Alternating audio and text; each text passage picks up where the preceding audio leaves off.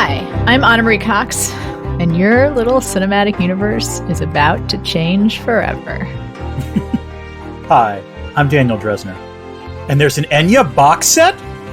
Welcome to Space the Nation, where we look at science fiction through the lens of disruptive innovation and symbolic interactionism.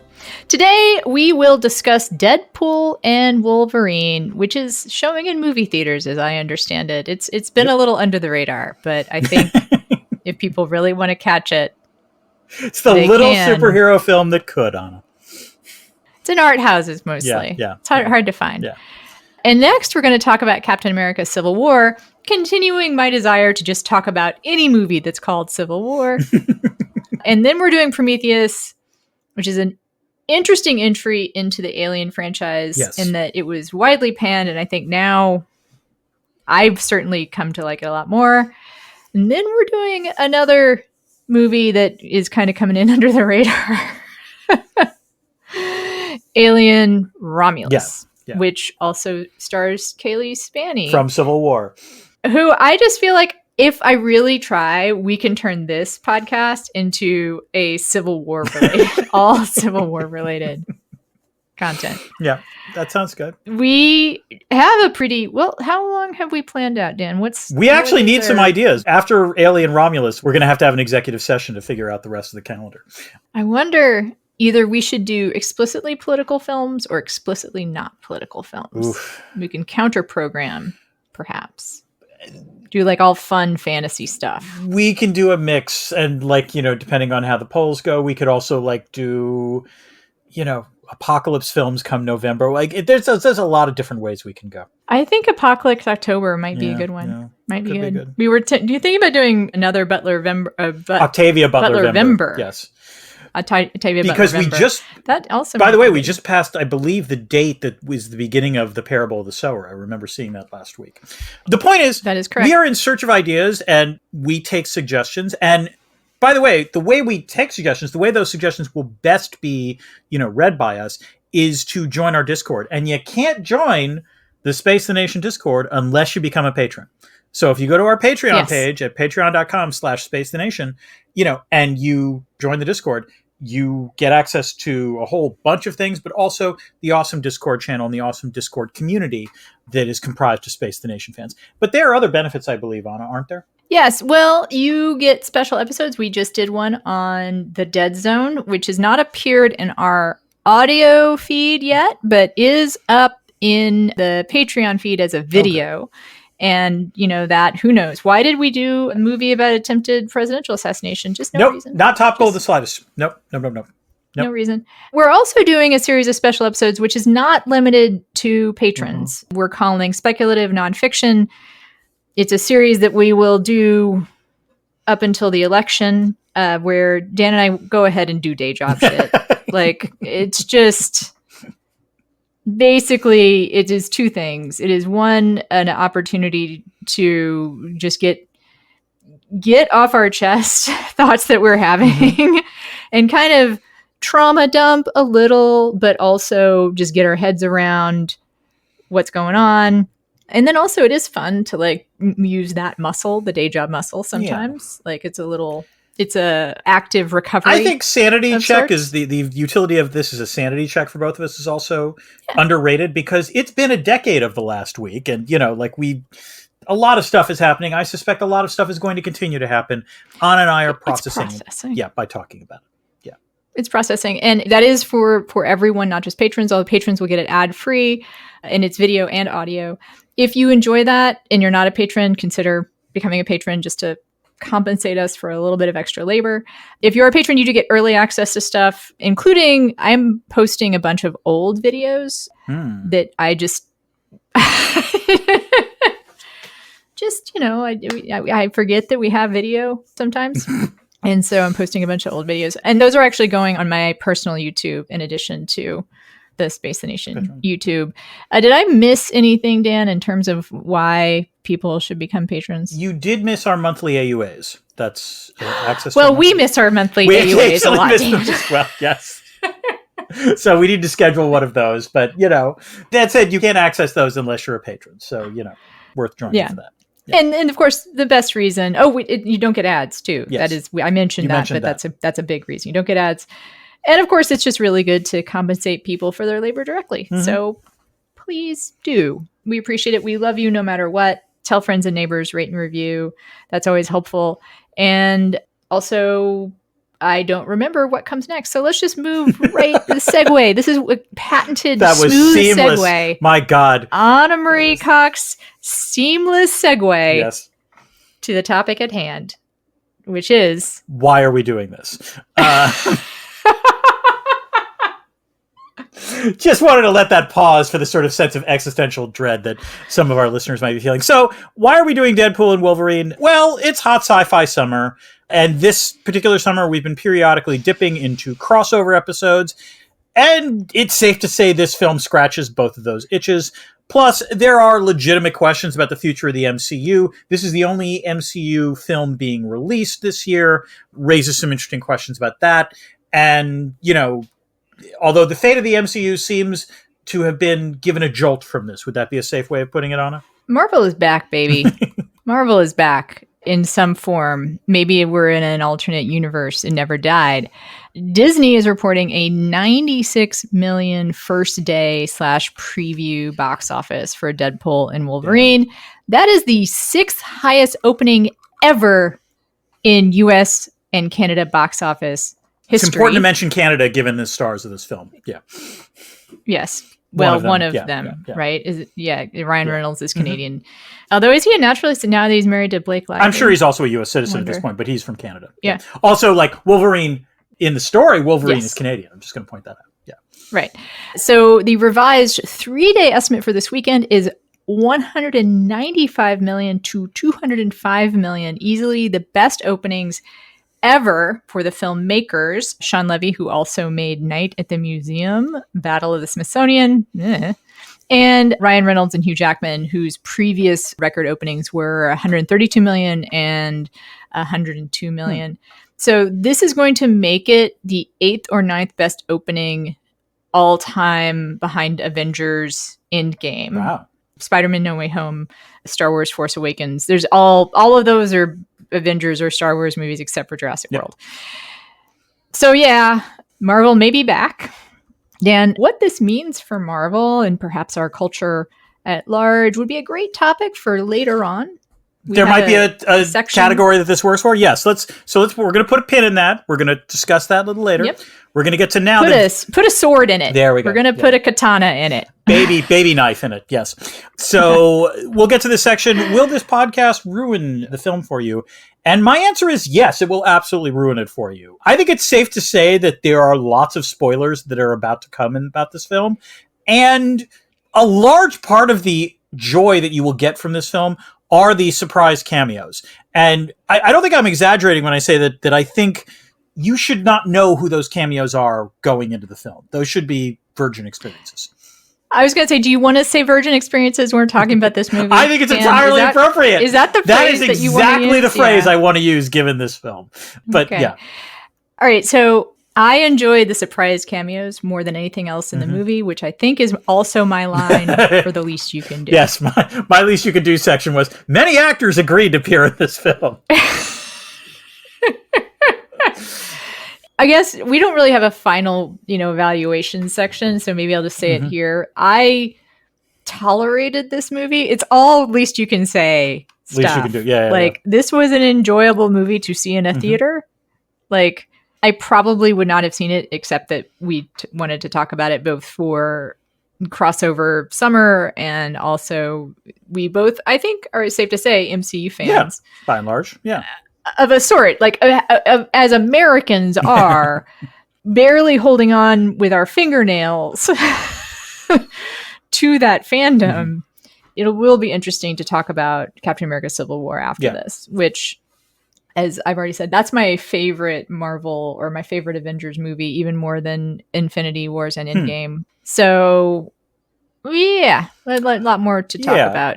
I will say, look this way, the one thing I will say is that this was legitimately enjoyable to watch in a crowded theater. That's what I think the theater experience enhanced the watching of this film. So if you're on the fence, I actually do think it's worth watching in the theater rather than trying to wait. And stop now. Exactly.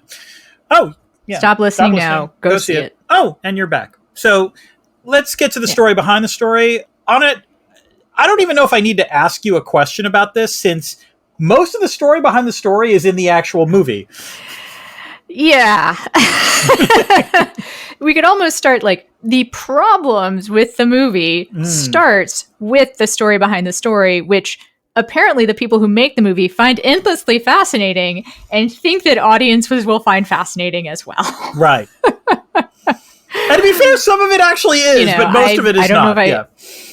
Right. And I'll get into some of the stuff that's either not referenced directly or maybe people don't know, or if you're not going to go see it, this is what I find, if not the most interesting, then the most relevant kind of backstory.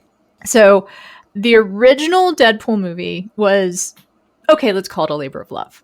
Sure. I think it's accurate. A passion project on the part of Ryan Reynolds, who became interested, and this is a detail that I think is representative, became interested when he found out, not a fan of the comics originally, he found out that the comic character Deadpool refers to his own appearance as Ryan Reynolds crossed with a Shar-Pei. That's funny, actually. So he was interested in the self-referentiality of the comic book and wanted to be a part of that self-referential house of mirrors. That's what interested him. And I find that interesting because, and we're going to talk about this maybe more than people want to hear, but I don't know if he cared about the pansexual nature of the character or cared to understand that that might be something other than horny. Like, which is basically some the vibe element to sexuality that's not, and there's some element to non-missionary style heterosexual sex that's not just anal, like, which seems to be like his only other way of thinking about sex. Okay, hold on. So I'm going to defend the original Deadpool a little bit. That one montage scene with the sex is A, pretty hot, B, does not just include missionary and anal. So just going to point that out. No, that's what I'm saying. No, yeah. I mean, okay, anal play. I mean, yeah, butt stuff. Yeah. That would be, but it's not just those like, two, is he's all interested I'm trying to say. You know. There's other stuff, but also, I mean, this sort of gets into stuff I want to say later, but that's hot not because it has, you know, non-vanilla sex in it. There's other reasons why that montage is hot. No, it's hot. And it has to do with the actors. Yeah, it's Ryan Reynolds and Marina Baccarin and the chemistry that they have. That's, yeah. Yeah, absolutely. And there is actual chemistry between them. And I'm going to talk about that more later. Yep. So he was so into this character, and I was going to use the word literally brought him back from the dead, but we are talking about a movie, so I guess it's figurative. Yeah. But Deadpool died at the end of X-Men Origins, but Reynolds really wanted him to live to do a possible second or possible franchise of his own. Those plans were almost killed by Green Lantern, which is a movie that a lot of us forgot existed. I bet Ryan Reynolds wishes that it was alternate universe Ryan Reynolds, that it never happened. It is the worst Ryan Reynolds. Oh, Anna, so you haven't seen Deadpool 2. I am going to point out that there is a post-credit scene. Oh, they talk about it? Oh, it's more than that. There's a post-credit scene in Deadpool 2 where basically, you know, Deadpool gets a time travel device. He travels back in time and saves Vanessa because she was killed early on for Deadpool 2. But then she travels... And also make sure... Yeah, he travels back in time, kills the version of Wade Wilson in the X-Men Origins film, and then goes back further in time and shoots Ryan Reynolds in the head when he's looking at the Green Lantern script. Okay, so here I will say that that's just proof that he also wishes that we all forgot it. Yeah. That he is just acting out absolutely. the fantasy of us all forgetting it. So yay. So it was almost killed. It totally, as people know, it was critical and financial failure. Then someone who could it be, Anna? Dan, we don't know who, leaked the test footage of Deadpool. Who knows who did that or why? It's a mystery. Reynolds has said he thinks it's someone at Fox, a Fox executive. Sure. Okay. Yeah, whatever. Okay, Ryan. Mr. Marketing Genius Ryan Reynolds, who is genuinely a marketing genius. He is a marketing genius. Like, he's really good at it. Yeah, it went viral. Fox approved it with a incredibly limited for a superhero budget, for a superhero movie budget. Reynolds did oversee the marketing. It was self-referential. one might say cheeky, unconventional. I like cheeky. That works on multiple levels for Deadpool. Thank you. Yes. And the die was cast for how these movies are marketed and what kind of movies they are. It was a huge hit. We got Deadpool 2. I am not going to cover the IP wrangling stuff. Can I just say the only important thing that really is worth talking about is that essentially Disney bought out Fox. And so as a result, all the characters... Sure. That's not wrangling. Right, no, but in other words, all of the Marvel characters that were under rights at Fox, including Fantastic Four, X-Men, and so on and so forth, were bought by Disney, which meant they could now all be integrated back into the MCU. Right. Okay, so I guess we will talk about this because the movie does talk about it or reference it endlessly. Oh, yeah. There were a couple of pieces of IP that were under Fox or Sony and were negotiated to be Marvel could use them in certain contexts. Universal also. The Marvel characters were kind of spread out over a lot of different theaters. And it was pointed out, and this is probably not why Marvel bought Fox, but it was cheaper for Marvel to buy Fox than to continue to negotiate these partial licensing agreements. Now, there are some Marvel characters that are not fully owned by Fox, which I find kind of amusing. One of them is Hulk. There will never be a standalone Marvel Hulk movie.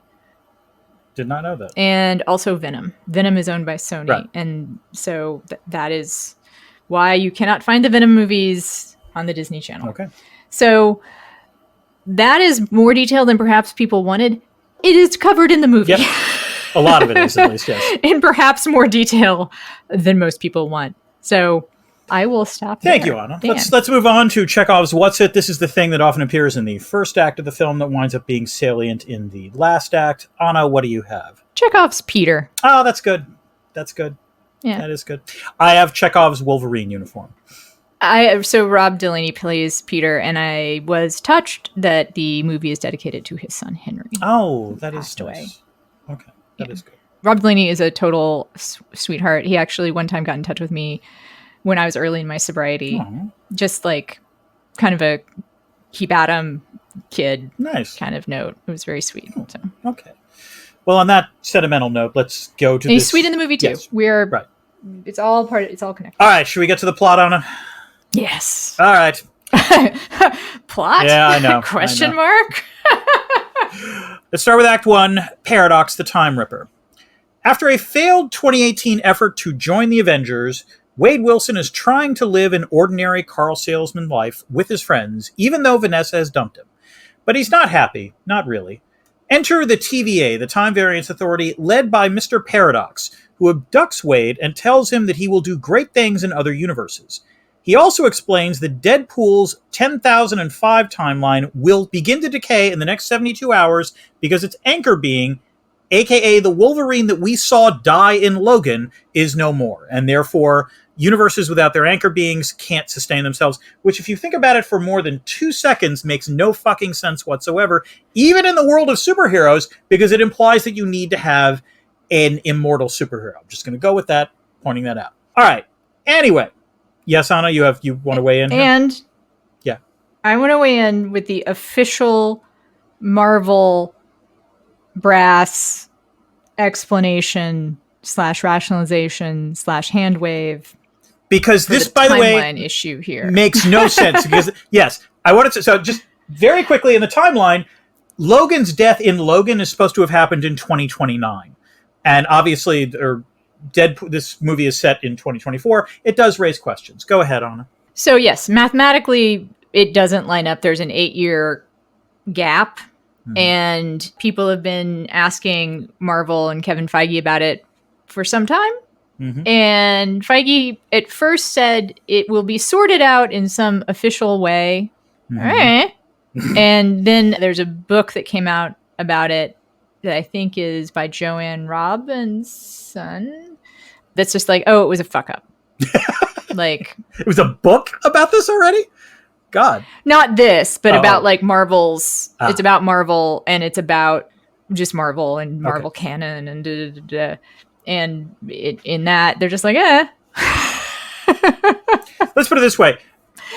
Okay.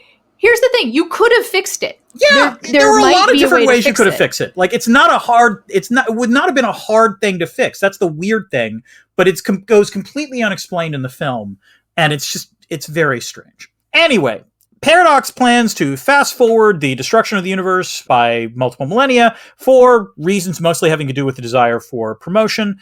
Wade, however, steals Paradox's TemPad and hopscotches through timelines to find a substitute Logan to keep his universe intact. After many, many very amusing failures, he finally finds a drunk Logan and takes him back to the TVA. Paradox informs him, however, that this Logan is the worst of all the Logans, the one who failed his universe completely. Paradox then manages to dispatch both of them to the Void, a kind of purgatory for Fox superheroes. So yeah, Anna, just to quickly say, between the MCU's generally pretty slavish devotion to continuity and the Fox universes, generally we don't give a shit about continuity, Fox won this round, is the way I would put it. I like how you said slavish devotion to continuity, because that implies their Slavs are particularly devoted to continuity. Isn't it slavish? It's slavish? Could be slavish. I always thought it was slavish, but slavish. Slavish is good. I think I like the idea that slavish. It's Slavs okay, that good. are just really... Yes. Okay. I also wanted to make sure I looked up. So MCU, The Reign of Marvel Studios, is co-written by Joanna Robinson. Joanna, not Joanne. Mm-hmm. And she's a great columnist and podcaster. I believe she is a podcaster for The Ringer about superhero, fantasy, sci-fi stuff. Rewatch. I think she's all over their podcasting. She's pretty great. Co-written by Dave Gonzalez and Gavin Edwards. If you are an MCU completist, and I am going to talk more about like the phenomenon of MCU completists later on. I also wanted to say, like, this is where we start to get all the cameos, which we'll talk more about in a bit. And also the beginning of like explicit references to everything, right?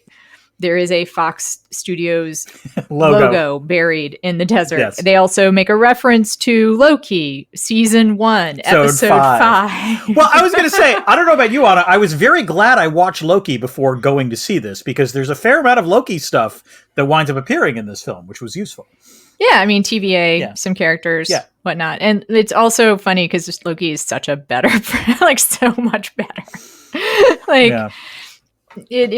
One of the problems with this movie is I think it reminds you of the better things that have been done with the same characters. Yeah. So, right. I also I'll talk about this again, but like, not only does the plot and the timing and stuff, I was completely lost, by the way, when the plot was first laid out. I wrote in my notes, I do not understand what is happening here. Totally fair. Yeah. We talked about the timeline problem, but there's also, so Paradox, the universe is going to end, and that is a threat. And that's the threat he has to Deadpool, but also he wants to speed up the ending. Like, yes. All right. Wait. So I did kind of get, I got this one, which is the impression I got was that that Paradox was assigned to monitor the death of this universe. But since that would take 2,000 years and he's an ambitious fuck, he wants to try to improve the efficiency of the destruction of the universe, which would then lead him to bigger and better things at the TVA. There's the then part of that's the problem for me. Sure. Like, so he wants to speed up the death of this universe so that what? He gets a promotion. Like, that was what I read. That's how I interpreted it. Except that the TVA frowns on it. Like, he gets in trouble for speeding up the death of the universe. See, the impression I got was that what he was thinking was that if it happened, he could then present it as a fait accompli to the TVA and like, see, I've innovated, and then he would get the promotion. That was, except he also says the TVA is against this kind of thing these days, right? But I'm for it.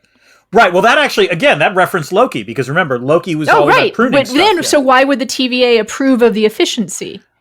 I grant you that might not make the most sense, and okay, just grant me that might not make the most sense, and then we shall move along, because to nitpick here would take more time than we have. Okay, let's get to Act 2, best Chris cameo ever. In the Void, Deadpool and Wolverine have their first of many fights before being interrupted by a cloaked figure who resembles Captain America, along with a Mad Max-looking gang of marauders. Psych! It's actually Johnny Storm.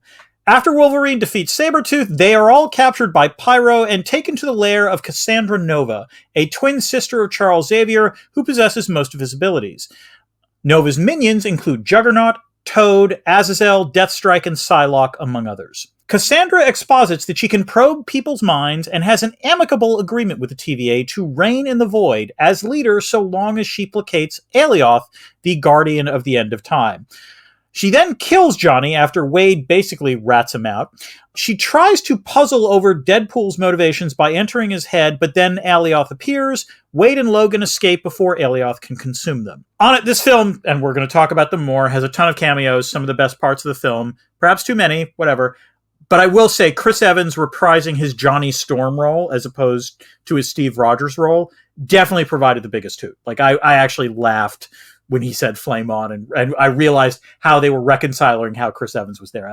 That was legitimately amusing. There were literal gasps in the audience when Chris Evans appeared. I was one of them. Like, just, unself-conscious, surprised gasp. Like, and this is one of the ways that Marvel has become beloved, right? Is the fan service it feels so good. Yeah. Like, it is built into the movies and there's some psychology to it that I don't quite understand.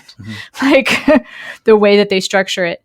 And then the psych out, it is clear that there's going to be a psych out actually, right? Like we talked about this, like it is clear from the way they set up from all of he's going to say it. And what we know about the movie itself, the language of the movie and the way the movie wants to subvert things. It's not going to be what we think it is, but when it is, Flame On is pretty good. I thought it was just going to be like something. I think Alice might be funnier if it was just like something else. It was just like some like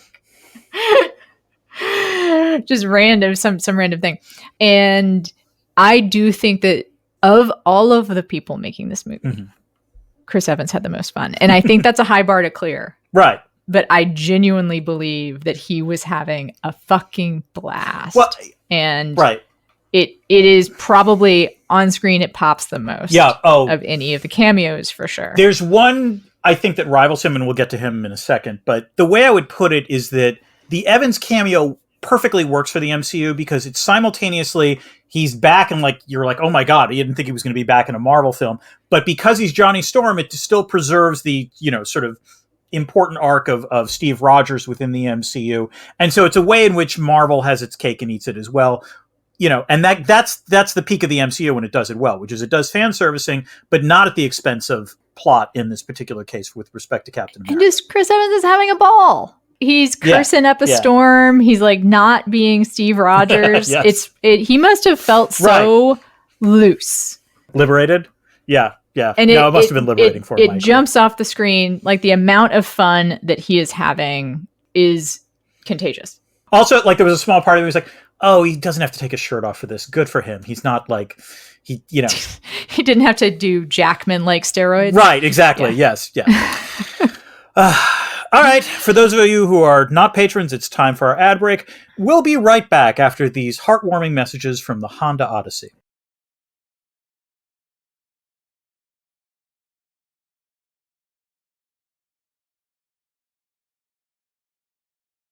So, Dan, I wanted to look up Deadpool's preferred minivan, which is the Kia Carnival.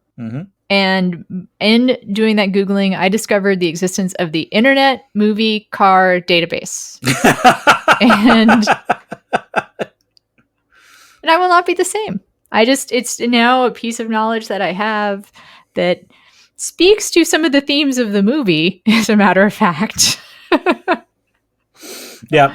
Or the ways that movies are consumed today. Right, correct. In terms of obsessiveness and product placement. Yeah. But that's out there. imcdb.com if anyone wants to know. Oh, and that was the way how I found out that there is a Kia Carnival in a previous Deadpool movie. I doubt if that's canonical. Yeah. And supposed to be the thing that he's referencing, because it's just in the background, and that is what the Internet Movie Car Database makes clear. It is just in the background. Yeah, that doesn't rise to the level of canon. All right, let's get to Act 3, Weirdest Blade. It's an Easter egg, Dan. Yep. It's an Easter egg. Sure. Let's get to Act 3, weirdest Blade 3 reunion ever. Logan and Wilson encounter Mary Poppins, a.k.a. Dogpool, and her owner, Nicepool, who explains that there are a lot of Deadpools in the void. He gives them his Honda Odyssey. Did I say it was a Honda Odyssey, Anna? So they can drive to the void's borderlands to join a rumored resistance against Cassandra Nova. Along the way, Wade lets slip that he doesn't actually know if the TVA can fix Logan's timeline, and as a result, Wolverine absolutely loses his shit. The two of them fight each other into exhaustion and unconsciousness. When they come to, Laura, a.k.a. X-23, a.k.a. Logan's daughter from the film Logan, has taken them to The Others, which consists of Jennifer Garner's Elektra, Wesley Snipes' Blade, and Channing Tatum's Gambit. Seeing that Wade and Logan survive Nova, they agree to team up. The plan is to attack Nova's Ant-Man-like fortress and grab Juggernaut's helmet to protect them from Nova. Logan refuses to cooperate, but relents after a heartfelt conversation with Laura about his inability to save the X-Men in his own universe. Meanwhile, Pyro snitches to Mr. Paradox about events transpiring in the void, causing him to accelerate completion of his unauthorized Time Ripper. Anna, the ironic thing about this film is that despite its tremendous box office success, and despite the Happy Hogan cameo at the beginning and the TVA, this film is not actually about integrating Deadpool into the MCU. It's about Deadpool and Wolverine interacting with the detritus of the Fox cast of Marvel superheroes. And weirdly, there is a sense of melancholy in seeing Garner and Snipes reprise their roles. Their desire to have a purpose to their fight is actually kind of sweet and reminds everyone that those were franchises that either for age reasons or actor difficulty reasons or just box office bombs never progressed. Mostly box office reasons. So a few things. Garner's reaction to the line that Daredevil died is my favorite. That was good. Yes. Self-referential joke in the movie. 1,000 self-referential jokes. That one is the one that landed. I laughed out loud. You know, does not miss Ben Affleck. And who among us does miss Ben Affleck in that role, at least? My second favorite self-referential joke was, oh, Paul Rudd does age. We're finally aged. Because you referenced the Ant-Man like fortress, and it is Giant Man, which in the comics, apparently they do just add a G-I, I see. Very clever. Yeah. To Ant-Man, and is the corpse of Giant Man that they live inside, or that Cassandra Nova lives inside. Also, Gambit is pretty fucking funny. The roving accent might be a kind of parody of Halle Berry's Storm, I read somewhere, or there are other, actors have roving accents sometimes. Sure, yeah.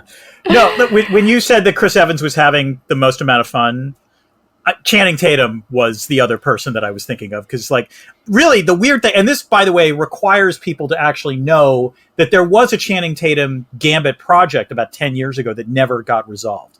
So it never got made. But it is very funny to watch Channing Tatum, as you say, just sort of chew the accent into submission. It was actually hysterical. And I will drop here. So he is one of the people that he's a celebrity that I have like a 5 degree of separation from, just know people who know him, who is supposedly like Chris Evans, a really nice guy, very like just down to earth and cool. And that is the thing that I like to know about him. Wesley Snipes is great and does sort of seem to imply that you could just make another Blade movie with Wesley Snipes. And he has been hilariously salty about the multiple attempts to reboot Blade on Twitter and whatnot. And on the motivation side, I find it ironic, let's say, that this is a movie whose internal character motivations are about wanting to matter, wanting to perhaps die for a cause, to do something that is meaningful. And it takes place in a universe with no stakes. Yeah. Because it is a multiverse universe. And so no one really dies forever. Like, there are multiple versions of everything. So like I said, you could call it ironic, but I think true irony and not just like self-referentiality, which is what this movie is actually. toned too. That would be not a safe way. irony. Yeah. All right. All right, let's close out the plot with Act 4, Too Many Deadpools. Wade, Logan, and the others attack Nova. She gets into Logan's head to see his failure in his own universe. Deadpool manages to place Juggernaut's helmet on her to block her powers, and Pyro shoots her. Wolverine persuades Deadpool to remove the helmet to allow Nova to heal. In exchange, Nova uses a sling ring to open up a portal for the duo to return back to Wilson's timeline just as Alioth arrives. They make it, but Paradox has completed the Time Ripper. Nova then follows them and reads Paradox's mind. Angry at being deceived, she decides to seize control of the Time Ripper and destroy all of the universes. Deadpool and a fully uniformed Wolverine decimate the Deadpool Corps that comes through the portal after Nova. But of course they all regenerate and are about to attack when they are saved by Deadpool's Peter, because as it turns out, every Deadpool has a Peter. Get it, Anna? Get it? Paradox exposits that they can foil Nova and disrupt the power flow of the Time Ripper at the cost of their life. Combined, however, Deadpool and Wolverine do it and survive along with Wolverine's abs. Hunter B-15 arrests Paradox for TVA violations and kind of flirts with Peter. The others are returned to their respective timelines, given Wade's request, and Logan stays in Wade's timeline, which no longer deteriorates. Wade takes Logan and Laura to meet his friends and maybe reconciles with Vanessa. So Anna, this Deadpool film, like the other Deadpool films, has a little bit of homoerotic subtext. I understand you have some opinions about this. I do, yes. Dan. And okay. It's, if we had not talked about this, it would be weird. And creepy. It is like, and creepy, and is kind of a defining thing about Deadpool, right? Mm-hmm. And there is a lot going on metatextually with this. Yeah. Metasexually, one could also say. I think it's a missed opportunity in some ways. Okay. So, a little bit of trivia / Easter egg, so-called. Wolverine and Deadpool, according to the first movie, have had a sexual rendezvous. In the first movie, there is a fourth wall breaking moment where Deadpool asked the audience to speculate on whose balls he had to fondle in order to get his own movie. And the answer to that is Wolverine, who has, Deadpool says, a nice pair of smooth criminals down under. Mm-hmm. I guess that doesn't have to be like super sexual, but it's, I don't know, Dan, would you say that's a sexual encounter? I mean, I think so. I guess. I mean, it's like, it's a throwaway line is the way I would put it. Have you ever, if you had a man fondle your balls, Dan, would you consider that? Consider that a sexual assault. Let's put it that way. Yes. Okay. Yeah. So, and then also sort of interesting, Hugh Jackman has played gay characters. There have been persistent rumors that he's gay, which I like the way he's dealt with those, which has been to say, if I were gay, I would be gay. Like, he's been like, I don't have a problem with it. It's just not true. Yeah, I would say, Hugh Jackman seems like the most well-adjusted human being on the planet. So, like, I have no doubt that if he's actually gay, he would be comfortable saying he was gay. He just happens to really be good at musical theater and be handsome. So you can do both of those things and still be a straight person. There is a lot of Wolverine / fiction out there. Just putting that in there. A piece of trivia that I just found hilarious is Mark Maron said he turned down a role opposite Hugh Jackman because it wasn't gay enough, which, okay, Mark. I mean, whatever that means. What the fuck? Jesus. Okay. And people probably know this, but Deadpool is canonically pansexual in the comics.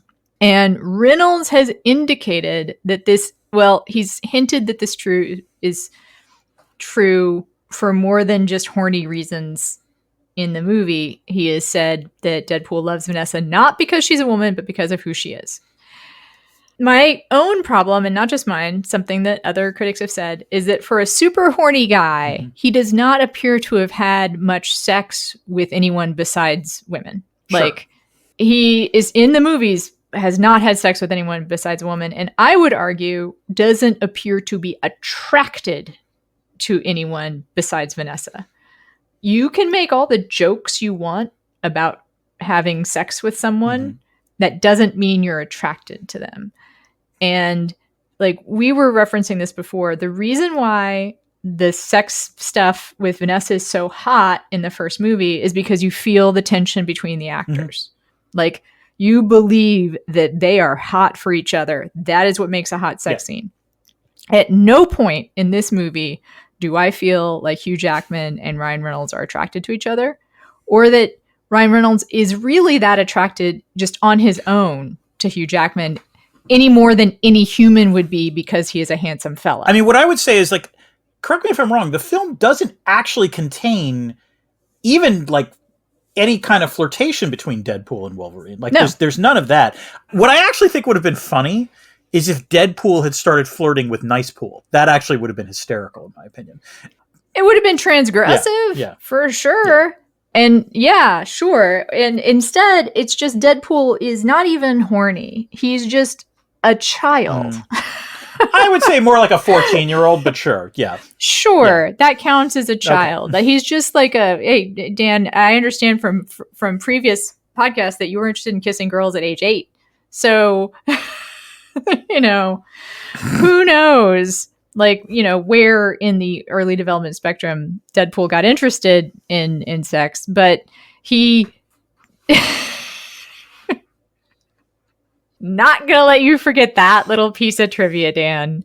Like, I'm not embarrassed by that. But okay, sure. Then he won't mind if I don't let you forget it. So he's just a child. It's just dumb and juvenile, and it's not charged in any way that to me would make it more fun.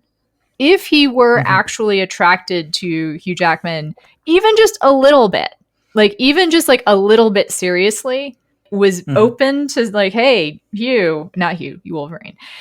Hey, Wolverine, if you wanna, you know, if you're really interested, I'm kidding around with you, but if you want to sneak out behind the Odyssey, you know, like have a little fun, we can do that. But that's not even in there. It's just ass joke out after ass joke. And that's also kind of annoying to me because it sort of is this very, I think, straight conception of what like pansexuality, bisexuality, or homosexuality is, which is that it's ass play. Like that's like, you know, that's the only thing that gay men are interested in. It's the only thing they do. It's like what makes them different, right? And what makes someone queer is not the way they have sex.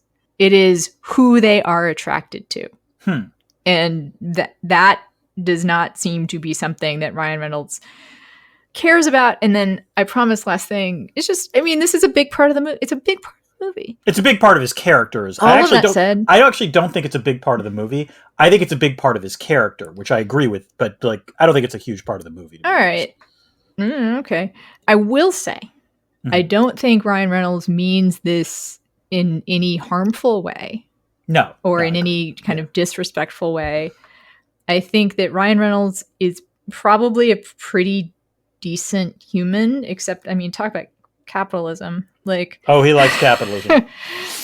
He likes his capitalism, for a Canadian especially, right? Only someone who had their basic healthcare covered could be so enthusiastic about capitalism. Okay. I think this is actually his genuine sense of humor. I think this is just what he thinks is funny.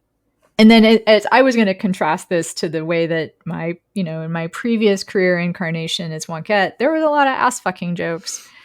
And I remember. But Dan, yes, but you know this, which is that they didn't actually start out. It became a running gag, but it was in the service of this larger point, which I still stand behind, which is Republicans have no problem with lesbian sex.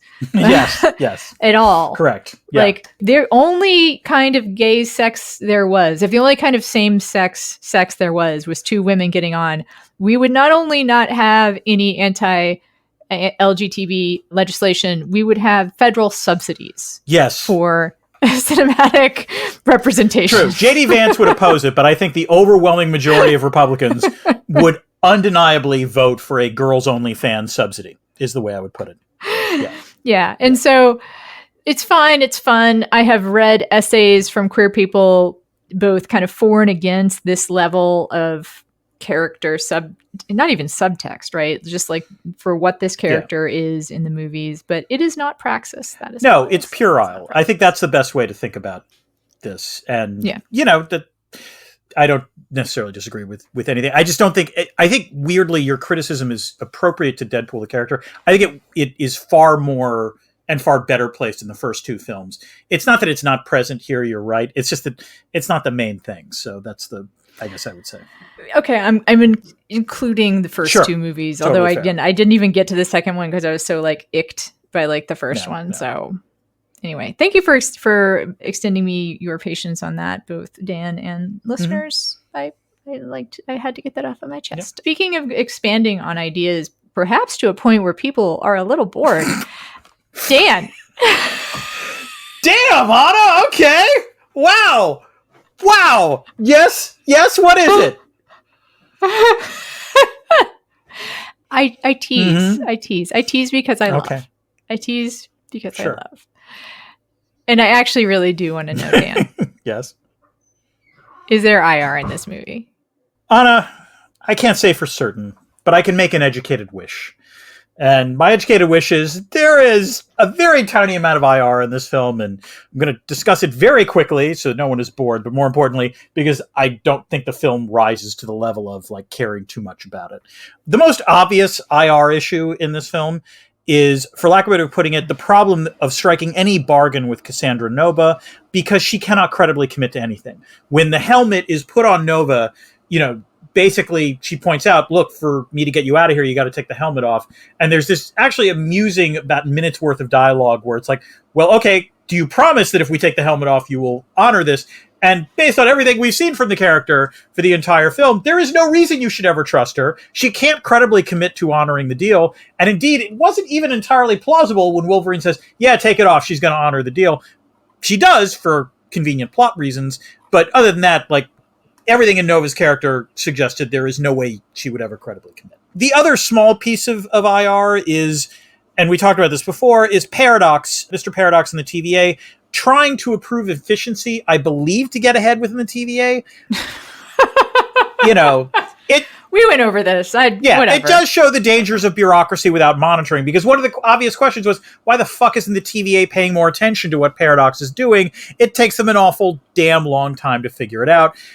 By the way, not coincidentally, it does show the importance of having strong bureaucratic cultures within really powerful organizations so you don't have abuses of power.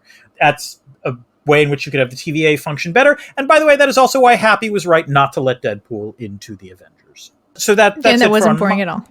Oh, thank you. Thank you, Anna. It was perfect. That was a perfect bite-size little nugget. Even Dogpool would have paid Center, attention, is what you're saying. Tasty. Yeah. Okay. Oh, yeah. All right. Let's get to a question I have for you, Anna. And this, for this movie, is actually strikes me as very much on point. Is there a critique of capitalism in this film?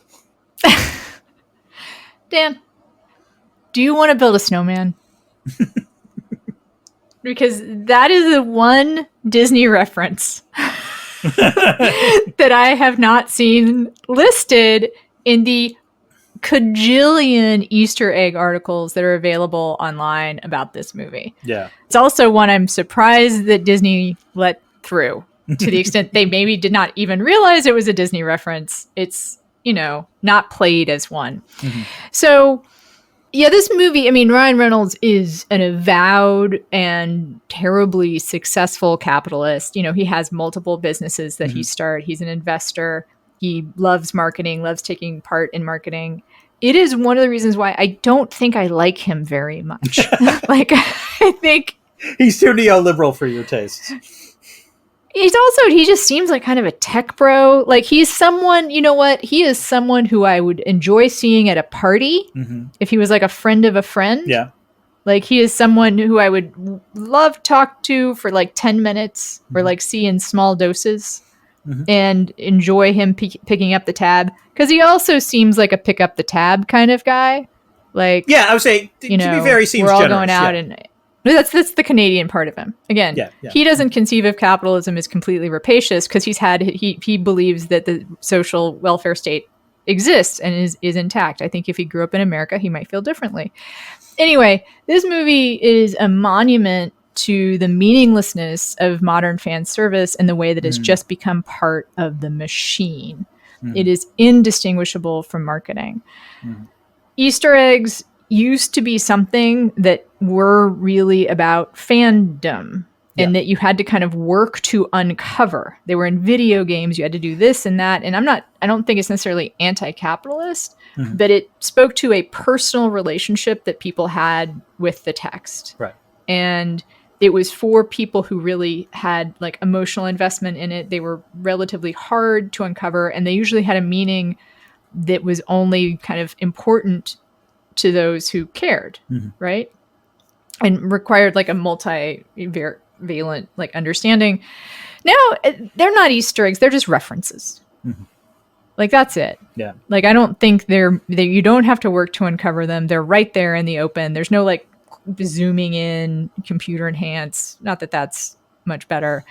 And I think this way of telling stories is important to discussion for the future of Marvel. And here I would welcome your input, Dan. Yeah. I always welcome your input, sincerely. I think this means, to the extent that something can get more aggressively metatextual and aggressively marketed and cross-promoted, this is the future of the MCU. See, I think that's bad. I do too. I do too, but I think that's what they're going to do. The one metatextual point this film made, which I actually kind of agreed with, is they actually craps all over the multiverse thing. Like, there's a whole, like, there's... Oh, you don't think that's being... You didn't take that... Or what do you... Go ahead on it.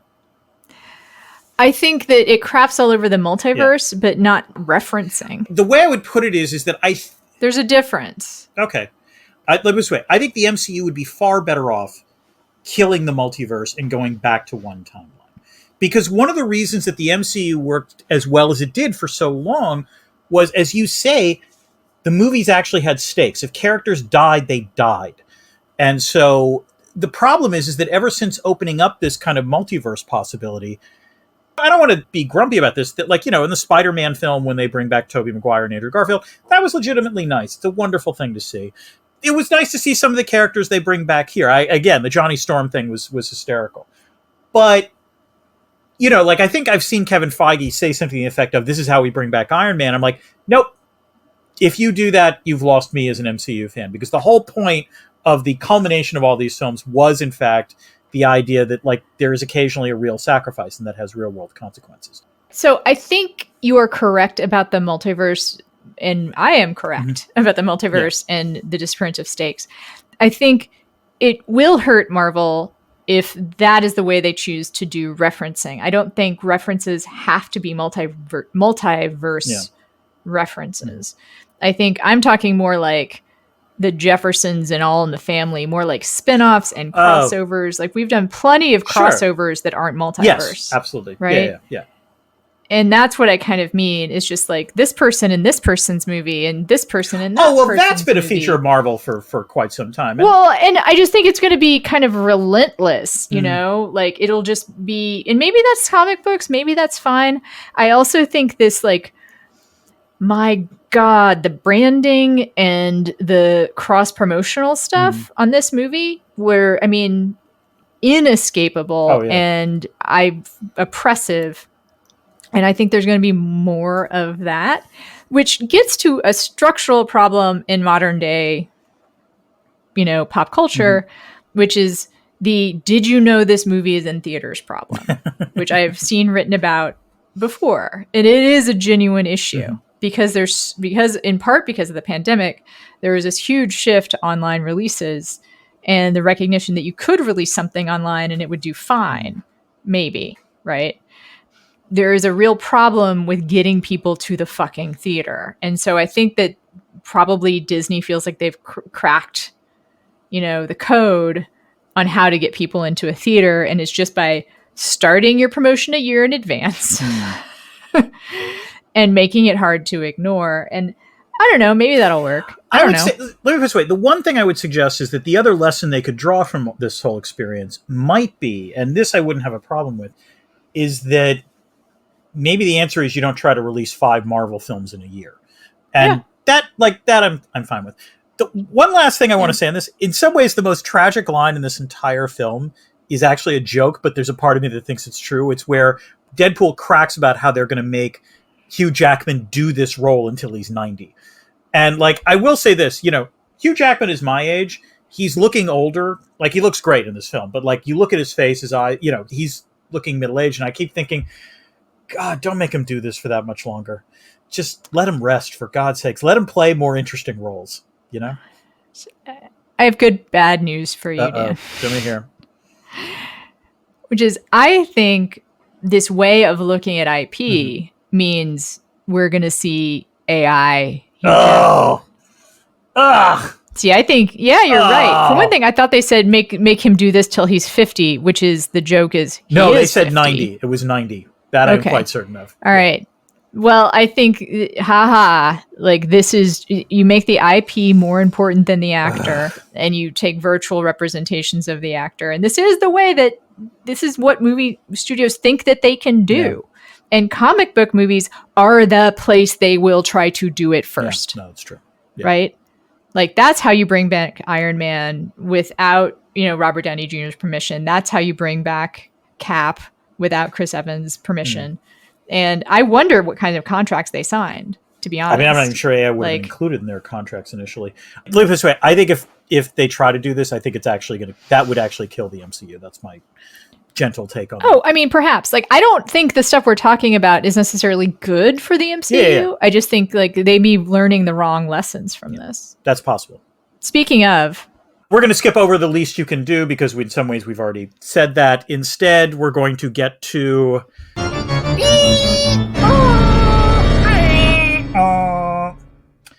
It's time for Discordant Notes.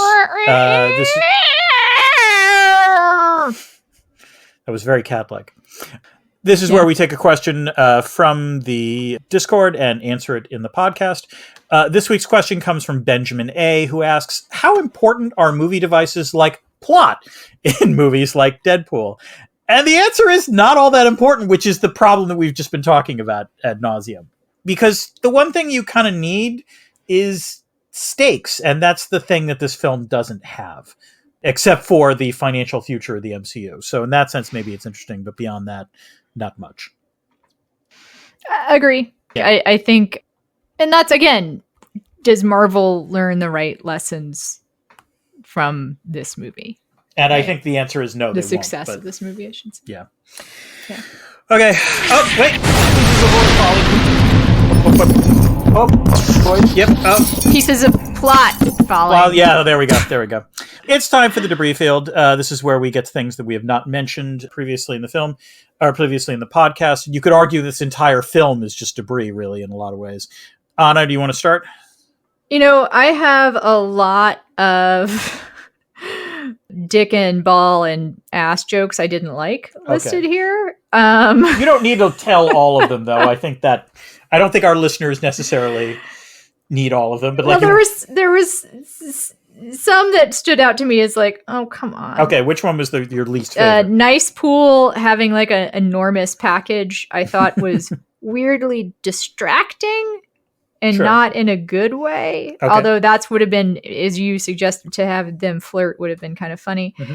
I did not like the homoerotic murder. The stabbing in the nuts and the ass. There's a lot of that. Yeah, there really is. Yes. There's a lot of that. And like humping of landing on a corpse in a way that's suggestive. That's like the worst version of all of this. Mm-hmm. So I'll just cover all of those jokes with that comment, and you go, Dan. So the stabbing in the groin parts aside, I actually did like the opening credit sequence where he's killing all the various TVA folks, but also occasionally just dancing to the camera, which was the dancing part was the part that I liked. It was actually reasonably funny. Go ahead. I liked the soundtrack. Yeah. And I'm a huge, like, a Prayer fan. I love them walking. It's in the trailer, but it's a great Still scene. works. Yep. And I was humming Like a Prayer the rest of the day. So it's a banger, as the kids say, or used to say last time I checked. No. I've got the song cues. I liked most of the song cues. They were really good. Like, I did like the Avril Lavigne I'm With You use. And actually, it was perfect when they did Green Day's Time of Your Life, like over the credits. Yeah. The credit sequence, which is mostly just sort of like behind the scenes footage of all of the various Fox films about Marvel. As I said, it's actually a little sweet to see that. Like, you know, it really is sort of like a Viking funeral for all of those films. And so I did like that. Including, I believe, that leaked test footage. Oh, I didn't notice that the text footage, but yeah. Entirely, that would work, yeah.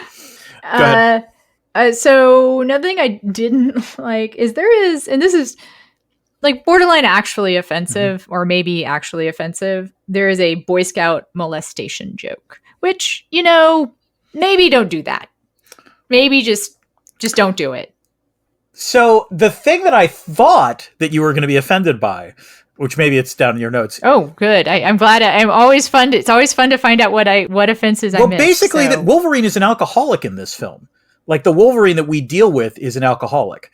He drinks. Well, Dan, there is actually a difference between drowning your sorrows and being an alcoholic. I mean, there is. But like, let me put it this way. He actually drinks rubbing alcohol at one point. Do you remember when they're in the diner and like he's so desperate for alcohol that he's like, so you don't think he's an alcoholic, you just think he's trying to drown his sorrows.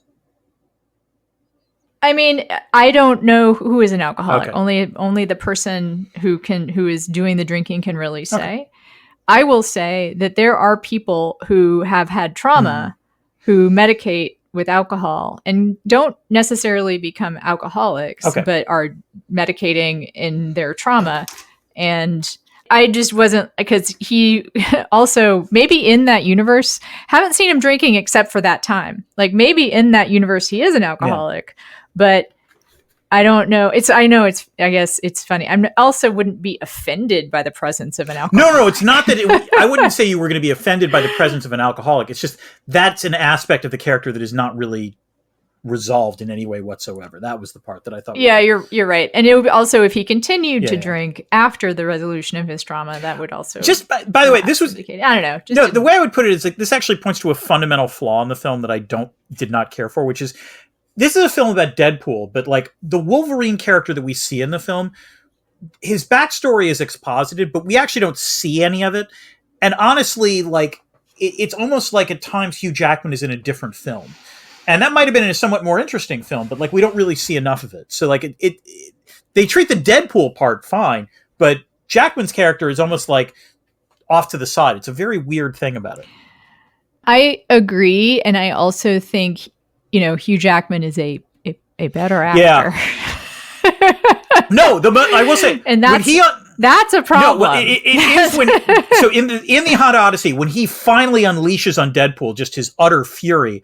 He's acting the hell out of that scene. That's the one moment you're like, oh, okay, wait, this shifted to a different register. And it's like a great scene for Jackman, but like it doesn't go anywhere in the end. That's the interesting thing.